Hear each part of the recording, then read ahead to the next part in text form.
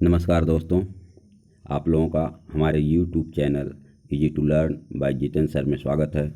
दोस्तों, आज मैं लेके आया हूँ JIB accounting and finance paper 2 का यूनिट 3 का क्विक रिवीजन, जो कि आप लोगों के एग्ज़ाम में काफ़ी हेल्पफुल होगा, रिमाइंड कराएगा। अभी तक आपने जो पढ़ा है इस चैप्टर में उसको एक बार क्विक रिवीजन हो जाएगा दोस्तों। तो एग्ज़ाम के पहले अगर आप इसको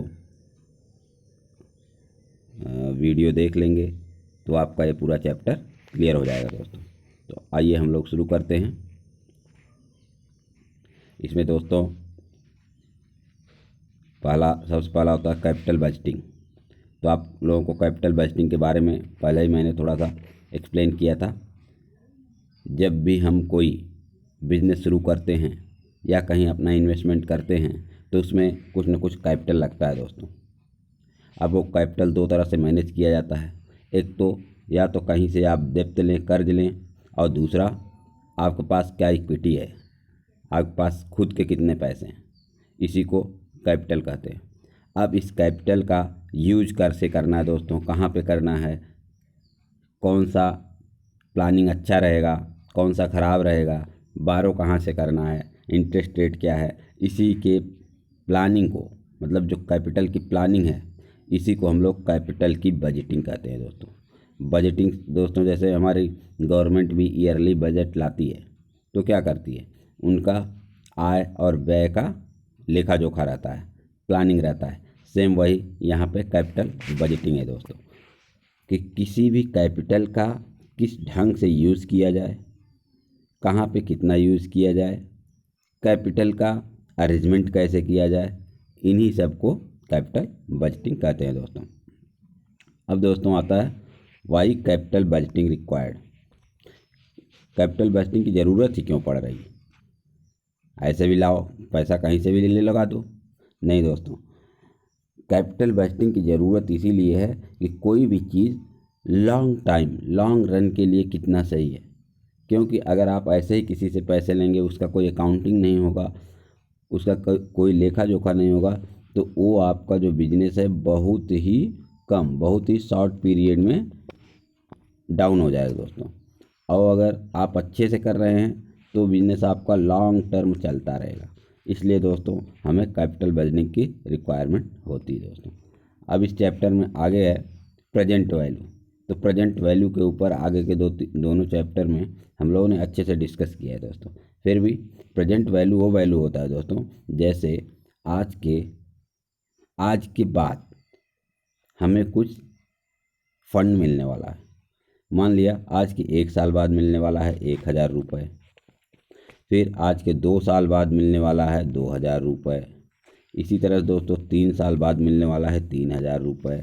तो दोस्तों जो 1,000, 2,000, 3,000 मिल रहा है, इसका कुछ न कुछ आज के डेट में क्या वैल्यू होगा। क्योंकि जो चीज़ें आज हमें 1,000 में मिलेंगी वो 1 साल बाद 1,000 में नहीं मिलेंगी, उसका रेट बढ़ जाएगा। और लेकिन जो ये 1,000 है, इसकी वैल्यू घट जाएगी दोस्तों, इसकी वैल्यू घट जाएगी दोस्तों। तो इसी के लिए दोस्तों टाइम वैल्यू ऑफ मनी का हम लोग स्टडी करते हैं। टाइम वैल्यू ऑफ मनी ये क्या बताता है दोस्तों, कि टाइम के हिसाब से मनी की वैल्यू, टाइम के हिसाब से मनी की क्या वैल्यू है। ठीक है दोस्तों। जैसे आज हमने कुछ रुपए फिक्स किए, 1,00,000 रुपये फिक्स किए, पता चला 1 साल बाद वो हमको मिल रहा है 1,05,000 रुपये। तो 5,000 जो रुपये मिला है दोस्तों इंटरेस्ट, ये क्या है, ये टाइम वैल्यू ऑफ मनी के हिसाब से इस 1,00,000 रुपये का 1 साल बाद वैल्यू हो गया 1,05,000। ठीक है दोस्तों। तो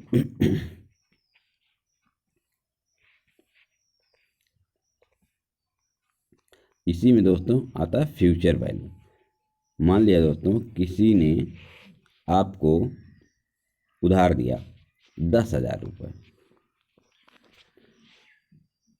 10,000 रुपये उधार दिया और बोला कि आप मुझे 2 साल बाद इसको वापस कर देना। आप इसे 2 साल बाद वापस कर देना। तो 10,000 रुपये तो देंगे तो नहीं लेगा 2 साल बाद। क्यों? क्योंकि उसका डिप्रिसिएशन हो गया होगा मनी का। तो अब इसमें कुछ ना कुछ इंटरेस्ट जोड़ेंगे। जब इंटरेस्ट जोड़ेंगे तब वो जाके उसका थोड़ा सा ये कहेगा हाँ भाई चलो ये। इसी तरह से आज जो 1,000 रुपये या 10,000 रुपये है, तो उसका फ्यूचर वैल्यू निकालने के लिए दोस्तों हम क्या करते हैं, जो इंटरेस्ट है, मतलब जो जैसे 10,000 का हम 10,500 उसको दिए, ये जो 500 रुपये है किस रेट ऑफ इंटरेस्ट पे 500 हुआ दोस्तों। क्योंकि ये अकाउंटिंग है और इसमें कैलकुलेशन ज़रूरी है, तो इसलिए इस 500 रुपये को कितने रेट ऑफ इंटरेस्ट पे कितने समय के लिए हुआ कि 500 रुपये हो गया, तो इसी को इंटरेस्ट रेट कहेंगे। अब प्रेजेंट वैल्यू में जब हम मल्टीप्लाई कर देंगे 1 प्लस इंटरेस्ट रेट आर और कितने समय के लिए था एन, तो हमें फ्यूचर वैल्यू निकल जाती है दोस्तों।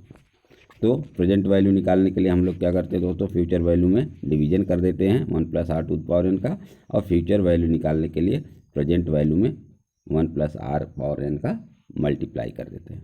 ठीक है दोस्तों, अब हम लोग आगे बढ़ते हैं। प्रेजेंट वैल्यू टेबल, ये टेबल होता है दोस्तों, बहुत ही काम का टेबल है। जब आपके पास कैलकुलेटर वगैरह कुछ नहीं रहेगा तो इस टेबल में देख के, 2 तरह के टेबल अभी तक देखे हम लोगों ने, एक प्रेजेंट वैल्यू टेबल, एक एन्युटी टेबल। तो उसमें देख के वैल्यू लिख के हम किसी भी क्वेश्चन को ईजिली सॉल्व कर लेते हैं। अब आता है दोस्तों इन्वेस्टमेंट अप्रेजल।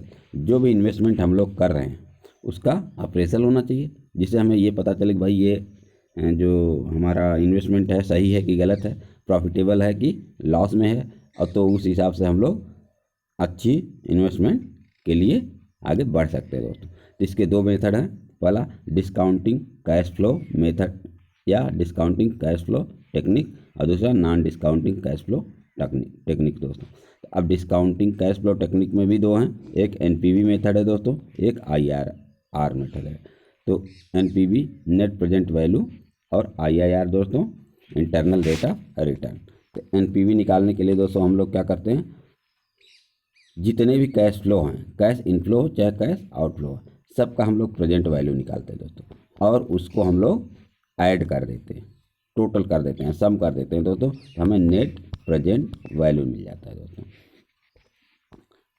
ये देखें एनपीवी इक्वल टू पहला कैश फ्लो, देखें second cash flow, third cash flow, इस तरह से जितने भी कैश फ्लो रहेंगे उसके बाद जो हमारा इनिशियल आउटफ्लो हुआ है वो माइनस कर देते हैं। तो इसी से हम लोगों को दोस्तों अगर इसका समेशन कर देंगे तो हमें एनपीवी मिल जाएगा दोस्तों। अब इसमें थोड़ा डिस्कस कर लेते हैं दोस्तों। अगर एनपीवी कैलकुलेट किया, अगर वो बराबर एनपीवी इक्वल टू 0 आया तो आप उस प्रोजेक्ट को ले भी सकते हैं और नहीं भी ले सकते हैं, ये आपके ऊपर डिपेंड करेगा दोस्तों। अगर एनपीवी आपका ग्रेटर दैन 0 आया, ठीक है दोस्तों, या पॉजिटिव आया, पॉजिटिव बोल लीजिए, तो वो प्रोजेक्ट अच्छा होता है दोस्तों और उसको आसानी से लिया जा सकता है। अगर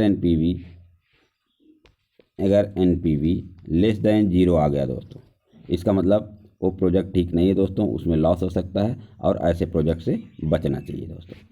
तो ये हो गया हमारा एनपीवी से रिलेटेड। अब देखते हैं दोस्तों आईआरआर कैसे कैलकुलेट करते हैं, internal rate of return. The IRR is the discount rate that reduce the NPV to 0। तो दोस्तों IRR भी उसी तरह से है NPV की तरह, लेकिन इसमें जो NPV है दोस्तों, जो NPV आ जाता था तो हम उसको पॉजिटिव, नेगेटिव और 0 देख के करते थे। अब वो NPV को IRR कैलकुलेट करते समय 0 मान के चलना है, 0 तक लेके आना है एनपीवी को, और जिस रेट पे एनपीवी 0 हो जाएगा दोस्तों उसी को बोलते हैं उसी को बोलते हैं इंटरनल रेट ऑफ रिटर्न। ठीक है दोस्तों, तो इसको हम लोग फार्मूला के रूप में इस तरह से देखते हैं, एनपीवी ये 0 हो गया और उसके बाद हम इसको कैलकुलेट करते हैं दोस्तों, और इसमें से देखें ये तो एनपीवी का ही फार्मूला है दोस्तों, लेकिन अब इस एनपीवी को हमें 0 लाना है। तो जीरो लाने के लिए क्या करना पड़ेगा दोस्तों, हमें इसको जो डिनोमिनेटर इसको एडजस्ट करना पड़ता है दोस्तों। अब इसमें क्या एडजस्टेबल है दोस्तों में इसमें रेट ऑफ इंटरेस्ट। तो हम अलग अलग रेट ऑफ इंटरेस्ट लेके दोस्तों ये कोशिश करते हैं कि हमारा एनपीवी किस रेट ऑफ इंटरेस्ट पे जीरो आता है। जिस रेट ऑफ इंटरेस्ट पे एनपीवी जीरो आ जाएगा दोस्तों वही हमारा होता है इंटरनल रेट ऑफ रिटर्न। इसके पहले वाले वीडियो में दोस्तों हमने अच्छे से कैलकुलेट किया है, इसका लिंक हम लोग नीचे दे देंगे, इसके डिस्क्रिप्शन में आप लोग देख लीजिएगा दोस्तों। और थोड़ा सा समय इन पे देना पड़ेगा दोस्तों जिससे आपके सारे डाउट्स क्लियर हो जाएं और एग्ज़ाम में किसी तरह की प्रॉब्लम ना हो। अब आता है दोस्तों ये जो IRR है इसके कैलकुलेशन में थोड़ी सी प्रॉब्लम होती है दोस्तों। उसका पहला क्या है, it takes long time to calculate. IRR calculate करने के लिए दोस्तों काफ़ी ज़्यादा समय लगता है। जिस तरह से आप YTM कैलकुलेट करते हैं हिट एंड ट्रायल बेसिस में, उसी तरह इसको कैलकुलेट के लिए ट्रायल एंड एरर बेसिस है दोस्तों, trial and error basis method. इसमें भी रेट ऑफ इंटरेस्ट 2 लेके हम एक पॉजिटिव एनपीवी पे जाते हैं दोस्तों और दूसरा रेट ऑफ इंटरेस्ट लेके निगेटिव एनपीवी पे जाते हैं। अब दोनों कंपेयर करते हैं दोस्तों, एक पॉजिटिव वाले को एक नेगेटिव वाले, तो बीच में जीरो तक लाना है तो उस पर लॉजिकली इसको एडजस्ट किया जाता है दोस्तों और तब निकाला जाता है कि इंटरनल रेट ऑफ रिटर्न कितना है। तो दोस्तों इसके पहले वाला वीडियो अगर आप लोग देखेंगे तो ये क्लियर हो जाएगा, calculation of NPV and IRR। अब कंपैरिजन देख लेते हैं दोस्तों एनपीवी और IRR का comparison. IRR method will not give true result to the decision maker. जो IRR है दोस्तों ये एग्जैक्ट डिसीजन मेकर्स को वैल्यू नहीं दे पाता दोस्तों। क्यों नहीं दे पाता, क्योंकि दोस्तों इसके 2, 3, 4 वैल्यू भी आ जाते हैं, तो इसलिए डिसीजन मेकर को ये कंफ्यूज करता है दोस्तों। ये बता दिए सर, ये तो कैलकुलेशन इसका लंबा है, इसके वैल्यू 2, 3 भी आ सकती हैं। बोथ हैव एडवांटेज, मतलब NPV, both NPV and IRR दोनों एडवांटेज हैं। क्या हैं, ये लोग टाइम वैल्यू ऑफ मनी के हिसाब से काम करते हैं दोस्तों। एनपीवी IRR दोनों टाइम वैल्यू ऑफ मनी को अकाउंटिंग में रह के काम करते हैं। अब आता है दोस्तों कैपिटल रैशनिंग। रैशनिंग से मतलब आप लोग दोस्तों थोड़ा सा समझ रहे होंगे। और कैपिटल की किस तरह से रिस्ट्रिक्शंस लगा के कैपिटल को हम लोग इन्वेस्ट करें, प्लानिंग करें, मतलब कोई ना कोई रिस्ट्रिक्शन, भाई इस मद में इतना खर्च करो, करंट असेट में इतना लगाएंगे, फिक्स्ड असेट में इतना लगाएंगे, और ट्रांसपोर्ट पे इतना खर्च करेंगे। इन सब मतलब जब रिस्ट्रिक्शंस आ जाते हैं दोस्तों किसी भी कैपिटल प्लानिंग में तो उसे ही कैपिटल रैशनिंग कहते हैं दोस्तों। एक आइडिया रखें दोस्तों कि मान लो एक सवाल कहीं से आ गया कैपिटल रैशनिंग क्या है, तो उसके लिए दोस्तों ये सब ज़रूरी है।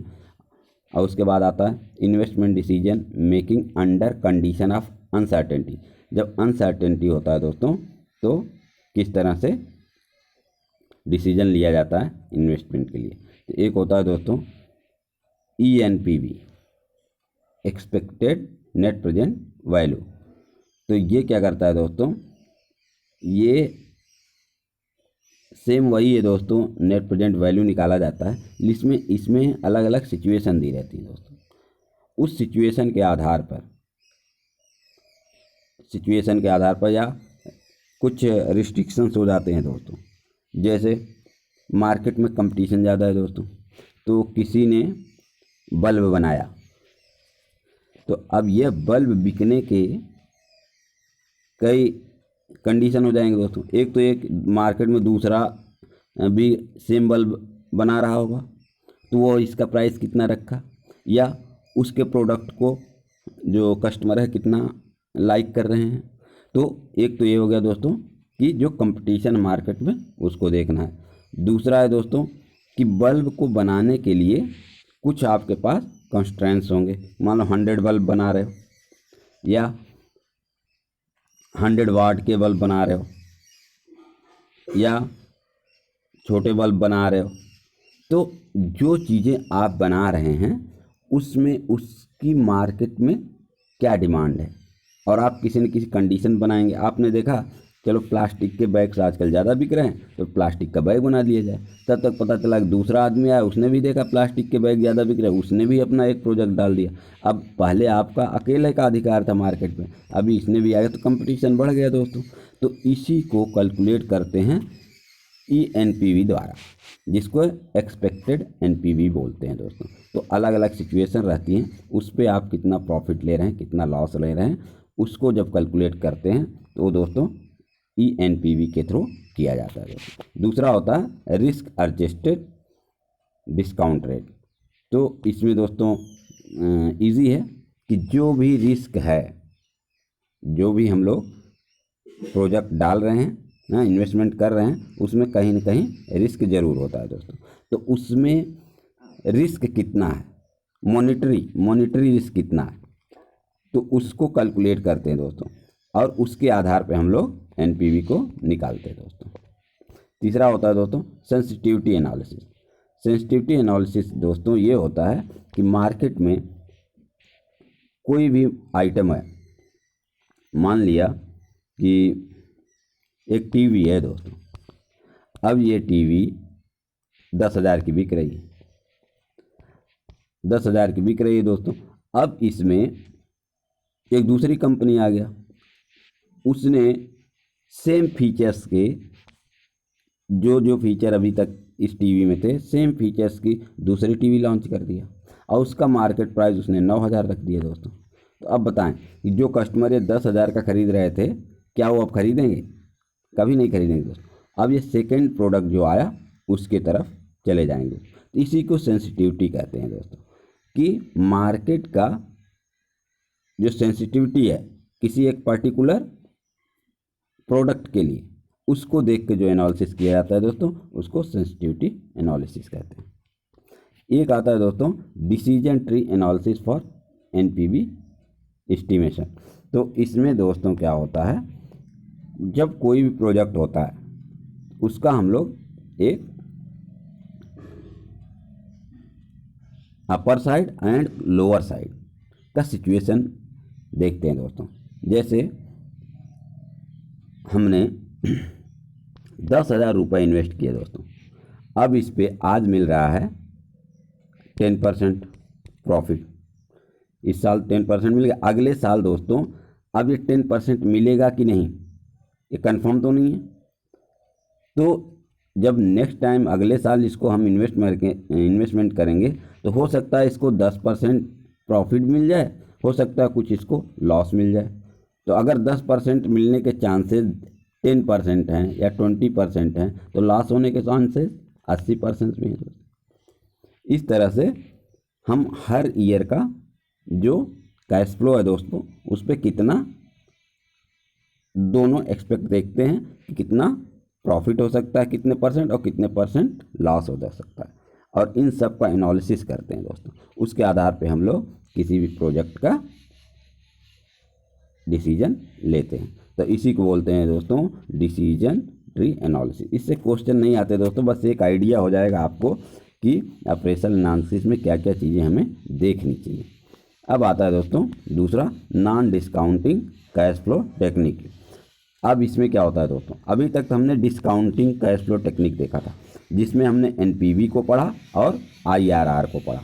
अब आता है non discounting cash flow technique. इसमें दो मेथड हैं दोस्तों, एक होता है पेबैक मेथड, दूसरा होता है ARR मेथड। ARR मेथड को बोलते हैं अकाउंटिंग रेट ऑफ रिटर्न या एवरेज रेट ऑफ रिटर्न या सिंपल रेट ऑफ रिटर्न भी बोल सकते हैं दोस्तों। तो नाम बदल के क्वेश्चन आ सकता है दोस्तों, और ये इम्पॉर्टेंट भी है, ये दोनों इम्पॉर्टेंट है दोस्तों। तो इसको एक बार अच्छे से दिमाग में बैठा लें दोस्तों। अब पे बैक मेथड क्या होता है दोस्तों? पे बैक मेथड होता है, मान लिया हमने 20,000 रुपये दोस्तों इन्वेस्ट किया, कैश आउटफ्लो 20,000 हुआ हमारा, और अब हम ये देखेंगे कि ये 20,000 रुपये हमें कितने दिन में वापस मिल जा रहा है। तो इसमें प्रॉफिट का ध्यान ज़्यादा नहीं देते हैं दोस्तों, इसमें ये देखते हैं हमें जो हमारा कैश आउटफ्लो, हमारे जेब से जो पैसे गए हैं वो हमें कितने टाइम में वापस आ जाएगा। तो ये 20,000 रुपये अगर हमें 2 साल में वापस हो गया, इसका कैश बैक पीरियड है 2 साल। अगर 4 साल में वापस हो रहा है 20,000, तो इसका कैश बैक पीरियड है दोस्तों 4 साल। इसी हिसाब से इसको कैलकुलेट किया जाता है दोस्तों। तो इसी को हम लोग कहते हैं पे बैक मेथड। दूसरा होता है अकाउंटिंग रेट ऑफ रिटर्न।